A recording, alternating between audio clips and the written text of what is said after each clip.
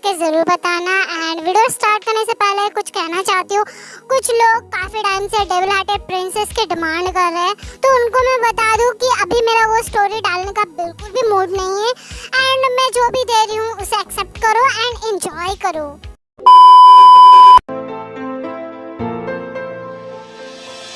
आंखों के सामने सब कुछ जल रहा था और उससे ज्यादा उसका दिल जल रहा था।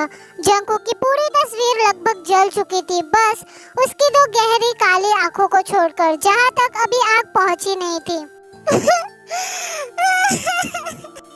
ये आंखें हमेशा मुझे आपकी ओर खींचती है। दुनिया की सबसे नायाब चीज है जिसके अंदर ताकत है मुझे कंट्रोल करने की, इस कीमती को अपने वश में करने की। ये सब बोलते हुए वो उन पलों को याद करने लगती है जब वो जंगकुक की फोटो को सीने में लगाकर सोती थी, उसे निहारती और ना जाने कितने बार किस किया होगा। एंड आज वही फोटो उसकी आंखों के सामने राख बनने लगी। उसकी सांसें कांप रही थी, उसे ऐसा महसूस हो रहा था जैसे उसके दिल को कोई जलती लावा में जला रहा हो। जब जंगकुक की आंखें जलने लगी तब ते की चीख निकल जाती है और आग में हाथ डालकर फोटो को लेने लगती है। नहीं, क्यों आप मेरे दिल को नहीं समझ पाते। आपको बस प्यार ही तो किया था, गुनाह थोड़ी ना। अगर गुनाह था तो मैं गुनहगार हूँ। अब से मोहब्बत है मुझे, आप इश्क हो मेरी। वो खुद को कंट्रोल नहीं कर पा रही थी, उसका दिल फटा जा रहा था। जिंदगी इतनी मुश्किल क्यों है? जब कोई आपसे बेइंतहा प्यार करता है तो इतना दुख क्यों सहन करना पड़ता है? वही ते की चीख सुनकर जिन का दिल जोर से धड़क उठता है। वो ते के रूम के सामने ही खड़ी थी। ते, दरवाजा खोलो, क्या हुआ है तुम्हें? ते, तुम डराओ मत मुझे बहुत डर लग रहा है, दरवाजा खोल। पर ते ना ही दरवाजा खोल रही थी और ना ही अंदर से कोई आवाज आ रही थी, जिससे जिन का दिल बहुत ज्यादा घबरा रहा था, क्योंकि उसकी टेप बहुत नाजुक थी, थोड़ी ज्यादा चंचल थी। लेकिन आज उसकी बेटी को क्या हुआ है, ऐसा पहले कभी नहीं हुआ था। जिन ने जल्दी से अपने हस्बैंड नामजुन को कॉल लगाया, लेकिन मीटिंग में होने की वजह से वो कॉल पिक नहीं कर पाया। देन जिन जंगकुक को कॉल लगाती है।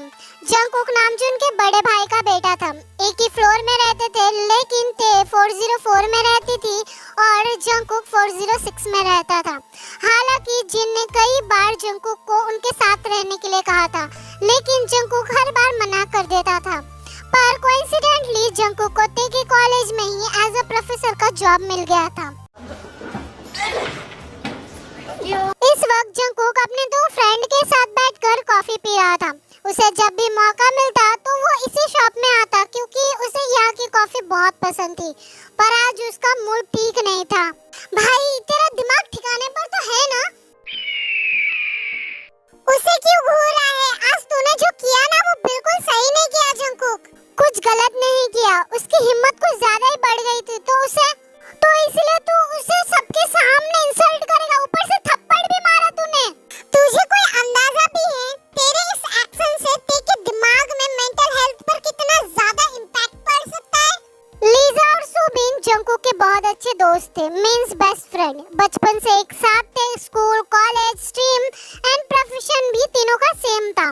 तीनों की दोस्ती बहुत गहरी थी। जब सुबिन और लीजा ने सुना कि जंगकुक ने ते को बहुत डांटा और साथ में थप्पड़ भी मारा, तो वो बस जेके को कुछ बातें समझाना चाहते थे, क्योंकि वो दोनों भी जानते थे कि ते जंगकुक से कितना ज्यादा मोहब्बत करती थी।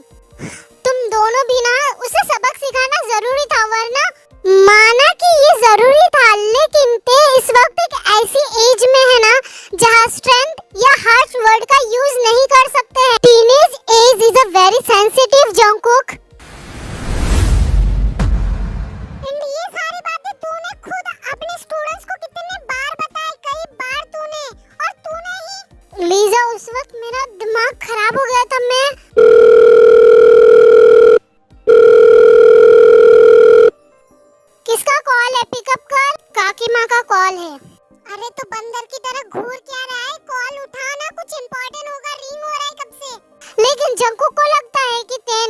सब कुछ बता दिया है, इसीलिए वो डिसाइड करता है कि वो जिन को कुछ बातें सुनाने वाला है। यही सोचकर वो कॉल पिकअप करता है। काकी माँ, आप अगर जंकुक बेटा, तुम कहाँ हो अभी? क्यों काकी माँ, क्या हुआ? बेटा ते बहुत अजीब बिहेव कर रही है, मुझे बहुत डर लग रहा है।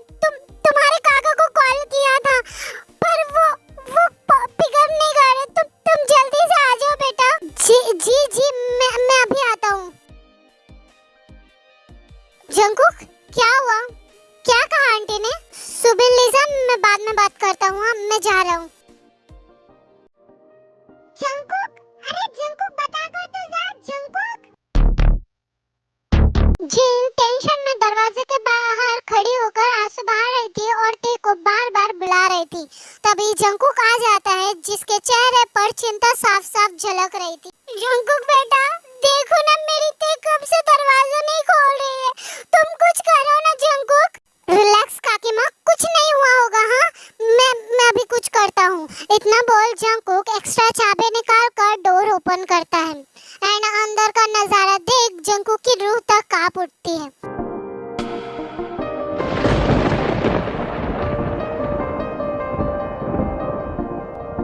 ते जमीन पर बेहोश पड़ी थी। हाथ जलने की वजह से उनमें छाले पड़ गए थे और बाल बिखरे हुए थे। अपनी बेटी की ऐसी हालत में देखकर जिन फूट फूट कर रोने लगती है। ते, मेरी बच्ची, क्या हुआ है तुझे? तू उठ ना ते। जंकुक, कुछ करो ना मेरी बेटी। पर जंकुक बस ते के बेहोश चेहरे को देख रहा था।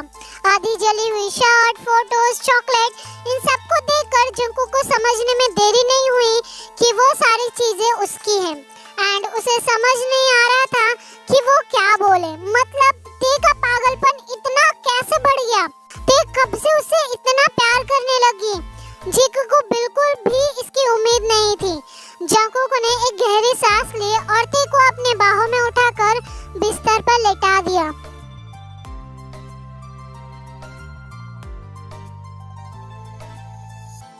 काकी माँ, आप यही रहिए, मैं डॉक्टर को बुला लाता हूँ। अच्छा बेटा।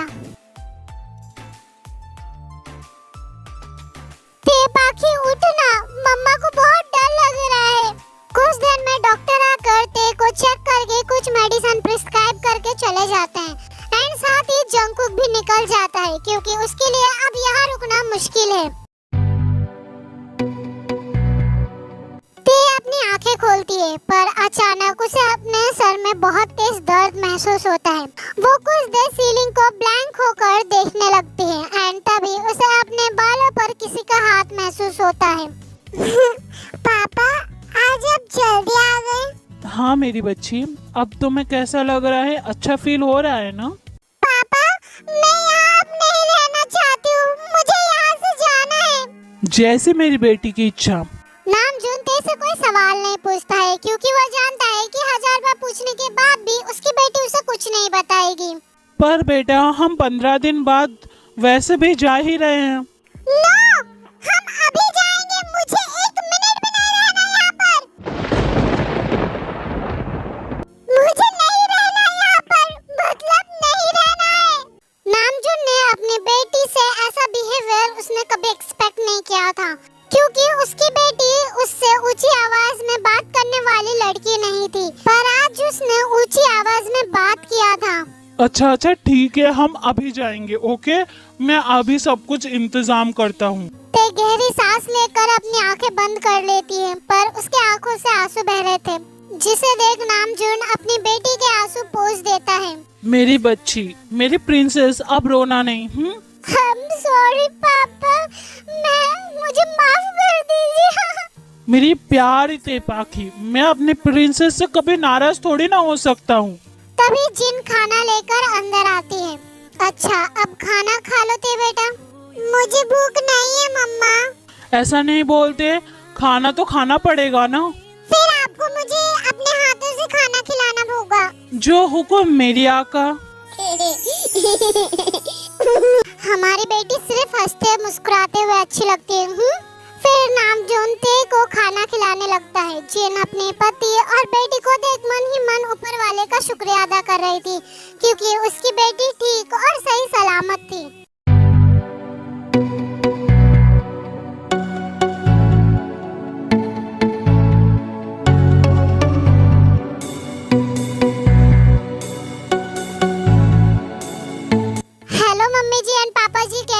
दोनों?